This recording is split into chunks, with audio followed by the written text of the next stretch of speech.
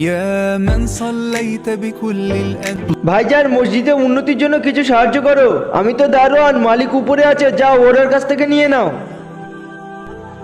ভাই জি বলো।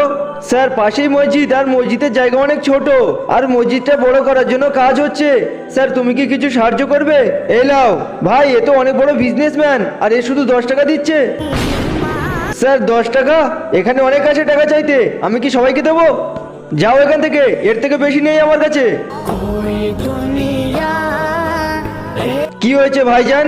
কিছু না ভাই, আমার কাছে তো টাকা নেই, কিন্তু আমার কাছে একটা জায়গা আছে। বন্ধুরা তুমি যদি জল খেতে পছন্দ করো তাহলে ভিডিওতে লাইক করে চ্যানেলটি সাবস্ক্রাইব করে দাও, আর যদি মদ খেতে ভালোবাসো তাহলে কিছুই করতে হবে না।